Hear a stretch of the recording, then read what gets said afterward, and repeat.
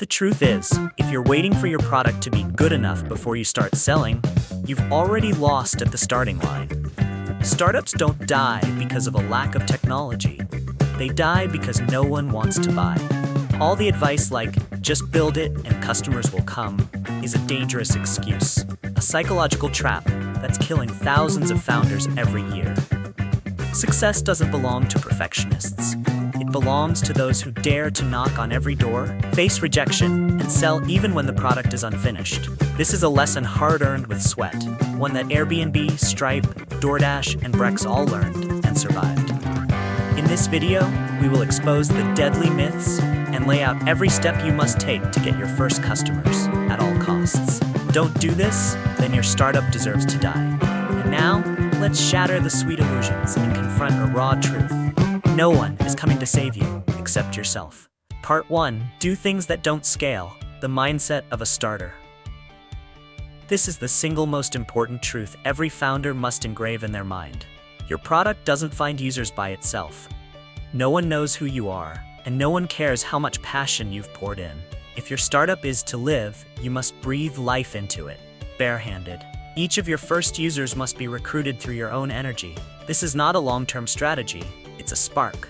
The small, manual, unscalable things are exactly what give your product the initial momentum it needs to leave the starting line. Startups fail not because the product isn't perfect, but because the founder believes if it's good enough, people will come. They won't.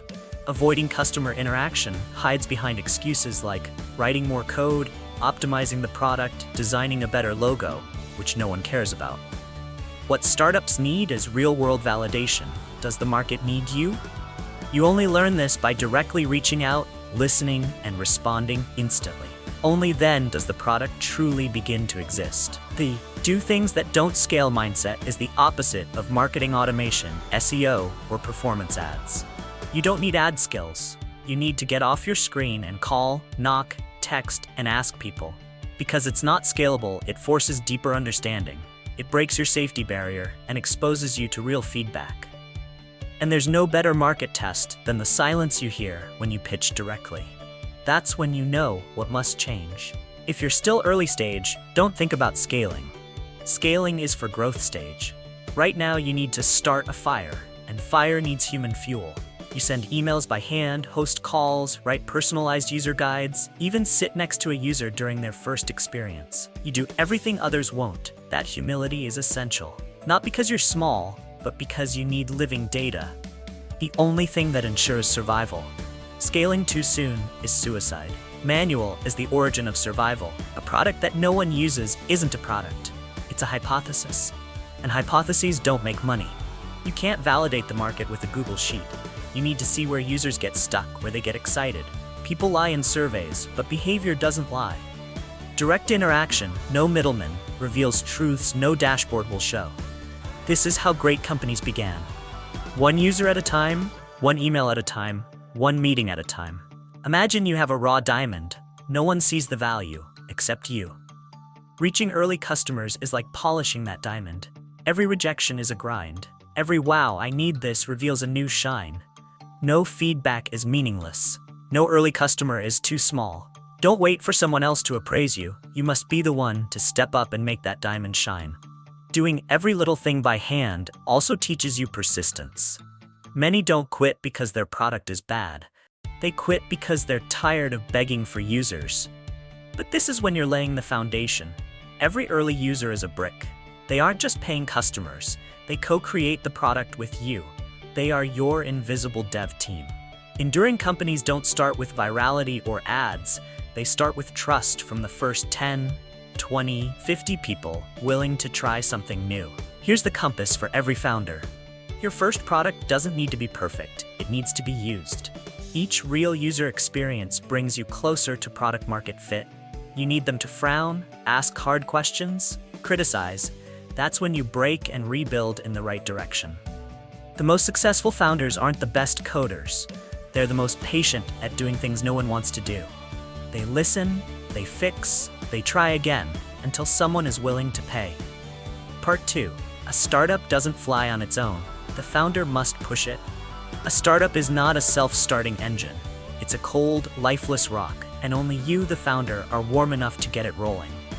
Many mistakenly believe that launching is a magical ignition, but in reality, 48 hours after launch, everything goes silent. The post-launch silence is not failure, it's reality. The market is too busy to care about your shiny new thing. You must be the one constantly fueling momentum, pumping oxygen, and pushing the flywheel to keep spinning. The startup curve isn't a theory, it's an emotional graph you will live through. First comes excitement, then disappointment, then confusion, then false hope. And if you're tough enough, you'll reach product market fit. The problem is most don't go far enough. They quit halfway, right when one more attempt could have triggered a breakthrough. If you understand that the trough of sorrow is a necessary phase, you won't quit. You'll keep going, because you know. One signal is all it takes to reverse the trend. The post-launch phase is when you need speed. You can't afford to stand still or wait for feedback. You must go hunt it, force it to appear. Otherwise, your startup dies because no one tells you what to fix. At that point, the only person who can save the startup is you. Not the investor, not the co-founder, not the mentor. You, the one at the wheel, the one making the calls, the one willing to reset and rebuild. That's a truth few dare to face. The only difference between a startup that makes it and one that dies is who takes action longer, deeper, without giving up. Not who's smarter, not who has more capital. Those who keep walking in the fog, when no one knows if they're right or wrong, are the ones who find light. They don't need perfect data, they need enough signal to take the next step. And that signal only comes if you're still alive, still trying, still talking to users. No attempts, no learning, no change, you collapse. You might have the wrong product, you might be targeting the wrong market, you might be positioning incorrectly. None of that matters more than your willingness to keep changing. Great founders don't cling to their ego. They don't love the product, they love the customer. And because they love the customer, they're willing to pivot, redirect, break, and rebuild. They are not stubborn. They survive by adapting. They see feedback not as judgment, but as a roadmap. As long as you stay flexible, you still have a chance. Doing a startup is a psychological battle. No one will believe in you if you're not confident. No one will save you if you let go. And no one will light your fire but you. A successful startup has someone resilient behind it. Resilience is not stubbornness, it's continuous evolution in uncertainty. That resilience is the real engine. You are the first to believe and the last to leave the game. And sometimes just one more push and your startup will take flight. Part 3. Sales is a survival instinct. Founders can't avoid it. No one can sell your product better than you. Because you're not just selling a tool, you're selling a dream, a solution, your vision. Imagine hiring someone who doesn't deeply understand the pain you're solving. How can they convince anyone? A founder who avoids sales is refusing to understand the market. You cannot build something valuable if you're not willing to put it out there. Using your own words and persuasion. You can't build a product from an ivory tower. Sales is the bridge between dream and reality. When you sell it yourself, you hear the truth. You see who truly needs it and who doesn't. You learn why they say no, and that helps you improve. Sales isn't persuasion, it's learning. You learn the market, your customers, your own positioning. And after learning, you return to refine the product. That feedback loop is what brings you to product market fit. Don't be afraid if you're not good at sales. If you deeply understand the pain, know the market, and care passionately about solving it, you're already ahead of 90% of salespeople. Insight, passion, and honesty are your ultimate weapons. Customers sense that. They don't listen because you're slick. They listen because you're real. You live inside the problem, which makes you the one person they can trust to find a real solution. That's your unfair advantage. Use it. No sales tactic beats sincerity. When you call a prospect, meet face-to-face, or send an email, remember, you're not begging for a purchase. You're sharing a solution you genuinely believe helps. That confidence comes from experience and insight. When you don't push, but instead ask to understand, the dynamic shifts. You're no longer a seller, you're an advisor. And people come back to you not because the product looks good, but because you made them feel heard. Many successful startups began with founders doing the sales themselves. No one else did it. No sales team, no marketing budget, just belief and effort. They wrote each email, made every call, met each customer, and each time they adjusted their pitch, demo, and product. That process was the best R&D tool they had. Don't dream of having a sales team before you've understood your customer well enough to teach someone else how to convince them. Sales helps you test how real your product is. If you can't sell it, maybe it's unclear, irrelevant, or poorly positioned. If you sell, even to one person, that's a real signal. You need market feedback, not guesses. And nothing delivers that like going out and selling. When you do it consistently, you find rhythm. And that rhythm is what keeps your startup alive when the market is quiet and everything's uncertain. Don't wait for the perfect pitch. Just start talking. You don't need to know every sales trick, you just need to ask, what problem are you facing? If this solution existed, would you use it? How much would you pay for it? Honest, direct questions unlock the first door. With each conversation, you build sales instincts, something no book can teach. The more rejections you face, the closer you get to real feedback. Even something as simple as writing an email requires strategy. That first line you send is your first impression.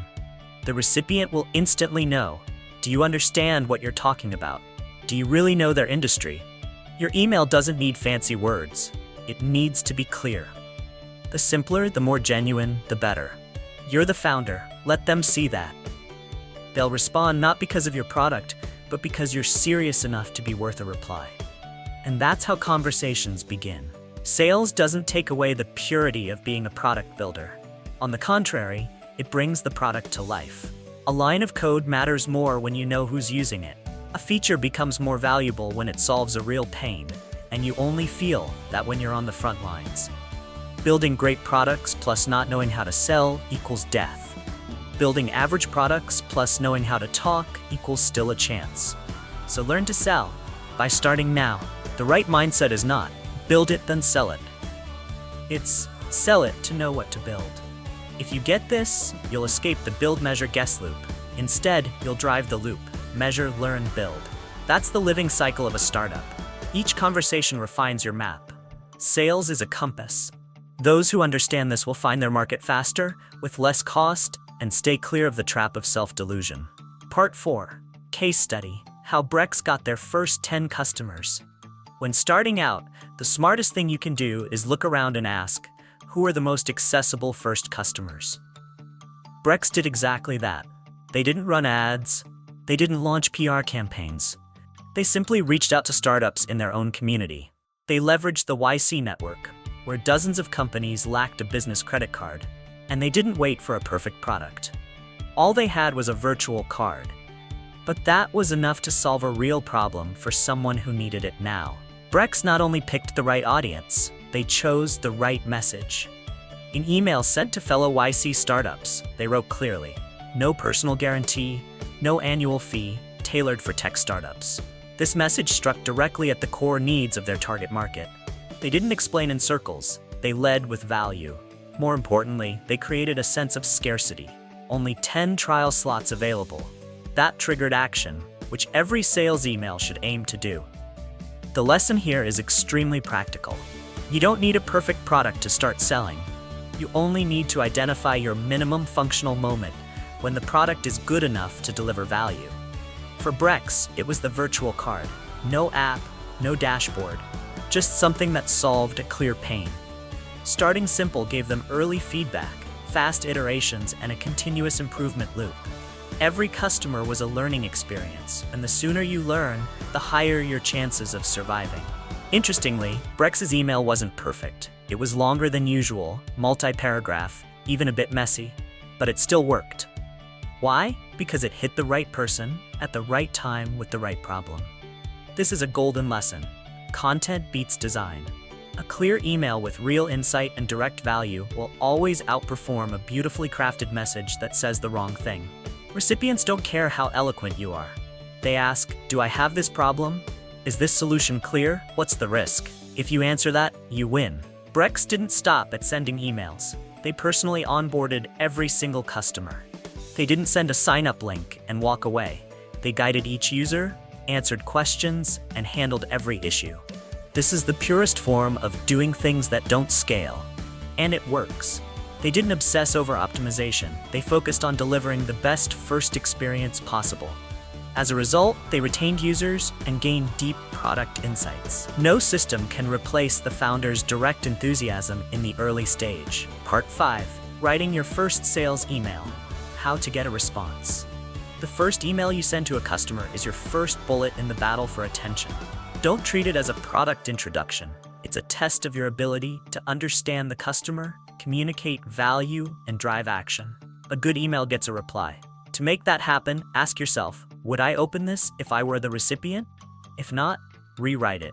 Don't send something you know is boring, vague, and has no clear reason to exist. The structure of an effective email is simple. 1. Grab attention. 2. State the problem. 3. Present the solution. 4. Prove the value. And 5. End with a clear call to action. All of this should fit in 6 to 8 sentences. If you can't summarize your value in a few lines, you don't understand your product well enough. Email is not the place to tell your life story. It's where you make someone want to reply or schedule a call. Short doesn't mean lacking. It means respecting the reader's overloaded inbox. Avoid vague terms, buzzwords, and phrases like a comprehensive solution that maximizes multidimensional productivity. That's the fastest way to get ignored. Write like you're texting a close friend who's facing that exact problem. Be clear, natural, and human. The simpler the language, the easier your message lands. If you're selling budgeting software, say, helps you track where your money goes each day, not an automated financial behavior management platform. Another key factor is social proof. If you've worked at a well-known company, participated in a respected program, or had trusted users, mention it. But don't say things like, we're professional and experienced. That's fluff. Show it, don't claim it.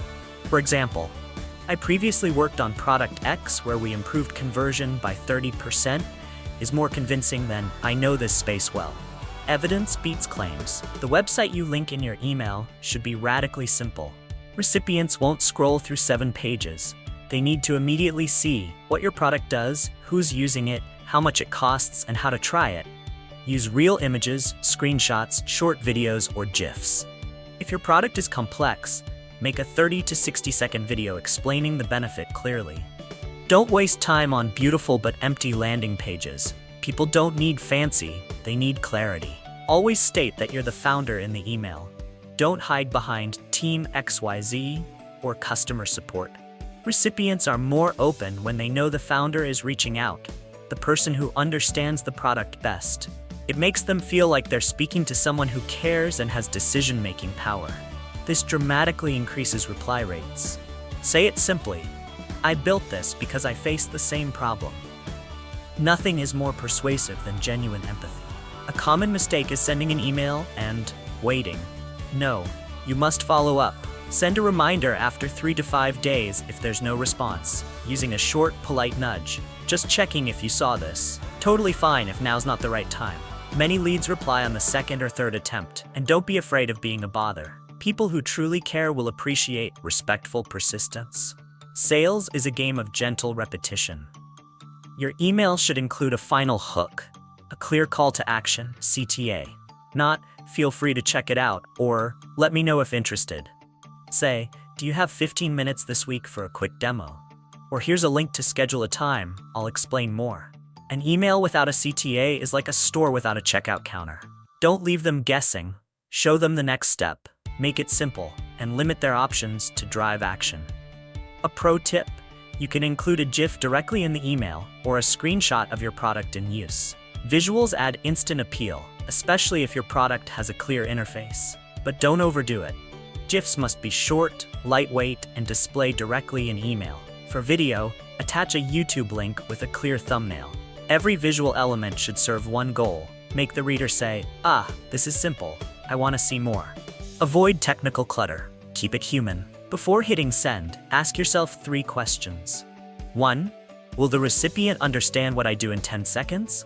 2. Am I speaking directly to a problem they care about? 3. Is there any reason for them to take action now? If the answer to any of these is no, don't send it. Revise. You only get one first impression. And when that email is the bridge to your first real customer, give it your full attention and focus. Part 6. building a simple but highly effective sales funnel.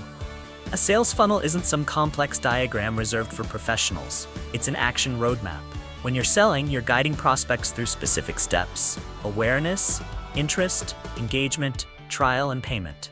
Each step is both an opportunity and a potential drop-off point. Your job is to track where you're losing them.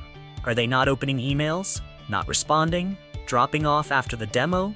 Not converting? Once you identify the leak, you know exactly where to fix. The first step in the funnel is building a list of potential customers. You can use Google Sheets, Notion, Airtable, or a basic CRM like Pipedrive. Each row is a lead. Each column holds info: name, company, email, industry, response, stage. This simple setup gives you a full view and helps you stay organized as leads stack up. Don't worry about automation yet. What you need now is clarity and discipline. Every funnel begins with a list, and that list is your goldmine. Once you have your list, the next step is outreach: email, LinkedIn message, or a direct text. Many skip this part because they fear rejection. But this is how you open the funnel. If you're not sending 100 messages, don't expect 10 responses. Outreach is planting seeds. Standardize your messaging, personalize names, and measure results. If 20% open your emails, you're on the right track. If under 5%, tweak your subject lines, first sentence, or target audience. When a prospect replies, the next goal is booking a demo or a call. This is the tipping point, turning curiosity into action. Demos don't have to be fancy, they just need to be clear. Aim to ensure, within 15 minutes, the customer knows what your product does, what problem it solves, and why it fits them. If they ask a lot of questions, that's good. If they go silent, that's risky. After the demo, always ask, what was most useful and what's still unclear? These are both feedback and conversion tools. After the demo, it's time to close. Don't beat around the bush. Say, our base plan is X dollars a month. How does that sound? Saying the price out loud is a big psychological barrier, but if you don't, you won't know if they're serious. If they're not willing to pay, they're not a real customer. Don't delay this stage just to avoid rejection. A no reflects reality. Either the positioning is off or you're pitching the wrong person. Closing a deal is not the end, it's the beginning. Onboarding is the key to retention. Don't assume customers will figure it out on their own. They need your guidance, sometimes even hand-holding. Create a clear guide, send a short video, offer support calls. If they don't understand how to use it, they'll leave. The 5 minutes you spend today explaining something could secure thousands in customer lifetime value, LTV. Don't skip this final step. As more leads pass through your funnel, you gain data. Start tracking: emails sent, opened, replied, demos booked, deals closed, and drop-offs. This gives you conversion rates at each stage. For example, send 100, 20 opens, 10 bookings, 4 demos, 1 payment. With that ratio, to land 10 customers, you need to send 1,000 emails. This isn't guesswork, it's math. Once you have your math, you can plan with confidence instead of fear. Whether you use a CRM or just a spreadsheet, consistency is everything. Don't let data go unrecorded or disappear. Don't rely on memory. Your livelihood depends on 5 rows of data per day. Make updating your sales funnel a daily habit, like brushing your teeth. Every night, log who replied, who needs a follow-up, who's thinking. This small task is the nervous system of your sales operation. And a healthy nervous system keeps your startup moving. Finally, treat your sales funnel like a feedback loop. Do, measure, refine. Your funnel isn't static. This week you try version A of your email, next week version B. This month you use calls, next month you test video demos. Every tweak can improve conversion. See yourself as a scientist running experiments, and when you find your conversion formula, scale it from 1 customer to 10 to 100. There's no secret, just tracking, refining, and never quitting. Part 7. Choosing the right first customers. Maximize your effort. Your first customer shouldn't be the hardest one to close. They should be the easiest. This isn't a short-term tactic, it's a survival strategy. Focus on people in your existing network, friends, former colleagues, communities you're active in. Those who already know you are more likely to trust you. And when they try your product, you'll get honest, friendly feedback. Don't challenge yourself by chasing big enterprises from day one. It will burn your energy and yield no results. Startups operate with limited resources. You don't have hundreds of hours to chase every lead. That's why you must be selective. Prioritize people who 1. Respond quickly, 2. Understand your product easily, 3. Make decisions fast. These are your early adopters, people who enjoy trying new things and exploring innovation. If someone requires 3 meetings, 5 proposals, and legal reviews, thank them and move on. Don't exhaust your energy on those who aren't ready for change. Selling to startups is far easier than selling to large corporations. Startups don't have complex processes, approval chains, or quarterly budgets. They decide quickly, and often through one person. More importantly, they empathize with other startups. They know what it's like to sell before perfect. If you're in environments like YC, founder groups, or startup forums, use them fully. These are warm markets that don't require heavy education or persuasion. Don't expect everyone to love your product. In fact, most people you reach out to won't care. Not because you're bad, but because they're not in the mindset to try something new. They have habits, systems, and no desire to switch.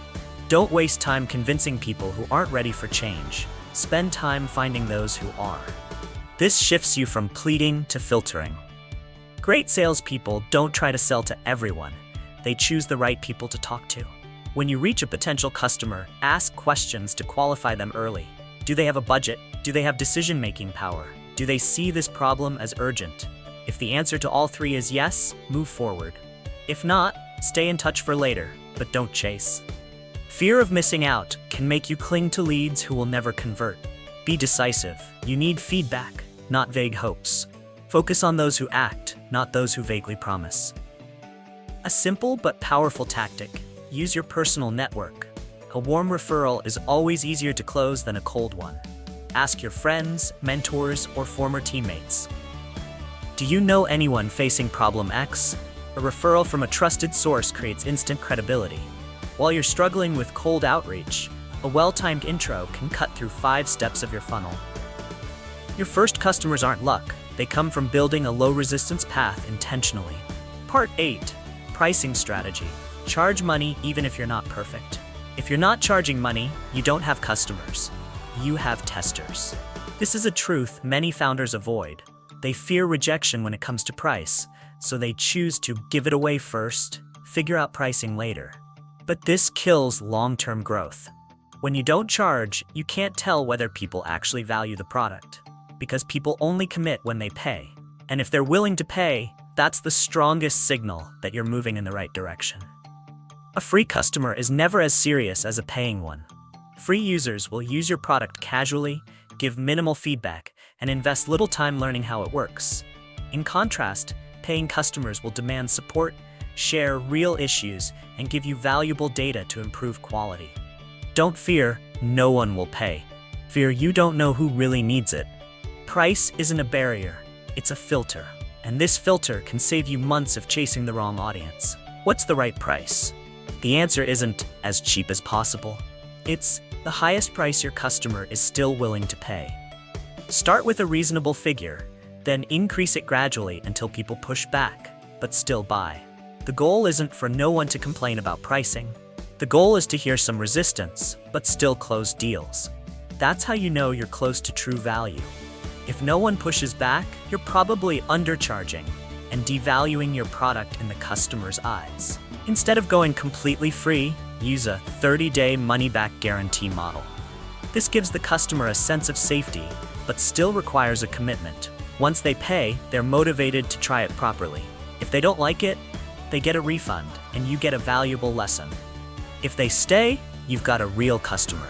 This is a solid way to validate demand without devaluing the product. In B2B, the pay first, get full support, refund anytime approach works far better than try first, pay later. Another option, let customers start with a monthly plan before committing to a year. You're still charging money, but reducing their risk. This is especially useful if you lack strong social proof early on. Offer them a choice, try it for a month, and if it's a fit, upgrade to annual with a discount. Customers feel in control, you maintain cash flow, and the product retains serious perceived value. Compromise doesn't mean free. It means giving them a safe path to start paying. In the early stage, every payment is a validation. I'm creating real value. Whether it's $5, $50, or $500, what matters is the shift from words to action. You can give free access to influencers, but for the majority, you should charge. Because if you don't believe your product deserves a price, why should anyone else? Say your price confidently. If they say no, you learn something. If they say yes, you win a round. Charging early also prevents the trap of building features for free users. Free users constantly request things. They've got nothing to lose. But paying users tell you what they truly need. They don't care about extra features. They want what's there to work well. This helps you stay focused. You'll know who's actually keeping your startup alive, and you'll build for them. The earlier you charge, the sooner you separate noise from signal, and the sooner you enter the cycle of real value creation. Finally, don't define failure as people said no to my price. Real failure is never asking for money in the first place. You lose nothing by trying. Even if everyone says no, you learn that your product or positioning needs work. But if you never ask, you'll stay trapped in the illusion that just a little more free time will fix it. The longer you delay pricing, the harder it becomes to price confidently later.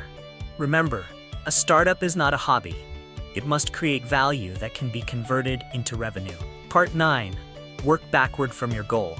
The formula to close 2 deals. Most founders don't fail at sales because they're bad. They fail because they don't do enough. They send 20 emails, get no replies, and conclude, the market doesn't need this. They're wrong. They haven't gone far enough to find out what customers actually think. That's why you must work backward from your goal. Want 2 paying customers? Then calculate how many demos, how many emails, how many calls. Don't guess, do the math. This isn't creativity, it's survival math. Let's say you send 500 emails. With a 50% open rate, 250 people read it. Out of those, 5% respond, 12 people. You book 10 demos, 20% convert. You now have 2 paying customers. Simple? Yes. But how many actually send 500 emails? Most send 50, get discouraged, and quit. They never even enter the real game. If you know your conversion rate at each step, you won't feel disappointed no one replied. You'll take action. I need to send 100 more to get 1 customer. No one succeeds with the first 10 prospects unless by luck. Startups don't run on luck. You need deliberate, measured action. And every action starts with a working conversion model. You don't feel your way forward, you calculate. Use a spreadsheet to track contacts, opens, replies, demos, and closes. Update the data with each new outcome. Then you'll see clearly where you're strong, where you're stuck. Example, you send 100 emails and get 0 replies. Problem: subject line or first sentence. Many replies but no bookings. Your message isn't clear. Demos that don't convert? Maybe your product isn't solving the right problem, or your pitch needs work. Each conversion number reflects a truth. Only by reading the data can you escape vague emotions like they probably weren't ready or they seemed interested but didn't commit. Conversion rate is not just a metric, it's a compass. If you know your goal needs a 2% close rate, then every email has a purpose. You're no longer acting from anxiety, you're following a process. That clarity brings calm and consistency, 2 rare traits in startup chaos. Whether you're technical or creative, this mindset helps you survive, because you'll always know what to do next. Not guess based on mood. Once you have data, you can ask others for real help. They'll immediately see your strengths and gaps. Lots of demos but few closes? You need help pitching. Few email replies? Tweak your copy. But if you aren't tracking anything, every suggestion is guesswork. Remember, data doesn't lie, and only when you're honest with yourself can you get help that actually works at the right point in the funnel. Start simple. Use Excel or Google Sheets. Columns: email sent, opened, replied, demoed, closed. Rows: each campaign. Every week, review. Are we moving forward? Where's the blockage? You don't need fancy tools. What you need is discipline, accuracy, and facing reality. Startups don't die from lack of ideas. They die from not having enough data to make the right call at the right time. Let numbers guide you. Let's say your goal is 10 customers this month. Based on current conversion rates, how do you get there? How many emails per day? How many calls per week? Once you break the goal into daily action, it stops feeling huge. Now it's send 40 emails today, make 5 calls tomorrow, do 3 demos next week. That's how you turn ambition into execution. And as you complete each small task, you quietly close the gap to your goal without panic. Many quit because they think, no one responded, my product must suck. But they lack enough data to say that. A doctor can't diagnose from one symptom. A founder can't conclude from one email batch. You need quantity. You need patterns. You need real signals. Tell yourself, no results doesn't mean failure. It just means I haven't done enough to learn anything yet. That mental shift keeps you in the game long enough to actually win. Working backward from the goal is a survival skill. It turns you from a reactive founder into a focused one. It gives you a benchmark. If 300 emails yield nothing, change the strategy. But if you've only sent 30, you don't know yet. This helps you persist when needed and pivot when it's time. In startups, the survivors aren't the smartest. They're the ones who act based on reality, not feelings. And they always do the math. Part 10, tools, resources, and mistakes to avoid early. Once you have mindset, strategy, action, and data, you need tools to support you. Not to replace your effort, but to optimize your execution. Early on, you don't need expensive CRM systems. You need something simple, easy to use, and that doesn't waste time on training. A good tool helps you save time, track accurately, and avoid letting any lead fall through the cracks. Don't overuse tools. Make them serve you, not the other way around. Some well-regarded tools for early-stage startups include Close.com for sales sequences, Apollo.io for lead generation and automated outreach, Pipedrive, easy-to-use CRM, and Hunter.io to find emails from domains or LinkedIn. If unsure which to pick, use a free trial, test for 7 days, and see what fits your workflow. The most important thing isn't which tool you use, but whether you use it consistently, correctly, and with intention. Besides tools, invest time in reading the right material. One of the most recommended books for B2B founders is Founding Sales. It's not theory, it's a step-by-step path from zero to closed deals. It teaches real-world dialogue, objection handling, and tactical execution. Also, newsletters from seasoned product or sales operators like Lenny's newsletter are highly valuable. They don't just write, they're in the trenches every day. Now let's talk about deadly mistakes, ones nearly 90% of startups make. First, hiring a sales team too early. If you haven't closed deals yourself, don't hire. If you don't understand your customer or how to pitch, your new hire won't either. You'll burn money trying to delegate something you haven't figured out. They need guidance, but you're not yet equipped to lead. Do at least 30 to 50 sales conversations yourself before expanding the team. Second mistake, thinking marketing can replace sales. You pour money into ads, blogs, and videos, but no one buys. That's because you're talking to the masses before you've refined your message. Sales sharpens that message. Once you've sold to a few dozen people, then marketing becomes effective.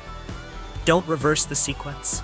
Let every blog post or LinkedIn update be rooted in insights gained from one-on-one conversations. Third mistake, not tracking data. You're sending emails, running demos, but recording nothing. After 2 weeks, you don't remember who to follow up with, who declined, or who's thinking. Everything's vague, and you end up making decisions based on emotion, not facts. This leads to wrong assumptions, wrong fixes, wrong outcomes. A basic spreadsheet that logs each step already puts you ahead of most founders. Data is your black box. It tells you what's really going on. Fourth mistake, believing in false signals. Someone says nice product, you celebrate. They schedule a demo but ghost, you still believe they're serious. No. Unless they pay, or at least reschedule on their own, they're not real. Empty praise is noise. Don't let it cloud your judgment. Ask directly, are you ready to pay for this solution? And if not, what's stopping you? Real questions cut through small talk and surface real intent. Fifth mistake, obsessing over building instead of selling. You think that if you just add one more feature or polish the UI a bit more, users will come. They won't. Products don't pull customers. Customers pull products forward. To know what to build, ask those who pay. They'll say, I need A, not B, or I'm not using it because it lacks C. If you don't get out and ask, you'll trap yourself in a cycle of build. No one uses, build again, still no one uses. Sixth mistake, planning to scale before you have customers. You think, I need to hire more, build a mobile app, automate everything, but you don't even have 10 real users. You're preparing a spaceship for a foot race. Don't rush. Scale only after you have a proven conversion model, steady cash flow, and active users. Everything before that is testing, learning, iterating. Don't confuse proving value with building infrastructure for an empty castle. Lastly, the biggest mistake, quitting too early. You send a few dozen emails, no replies, you give up. You do some demos, no deal, you assume the product is broken. But the truth is, you haven't gone deep enough. You're inside the valley of doubt, a phase every startup must walk through. Getting past it doesn't require brilliance, just persistence. And to persist, you need data, a roadmap, and inner commitment. Success doesn't come in a flash. It comes from 1,000 small actions no one sees. Conclusion.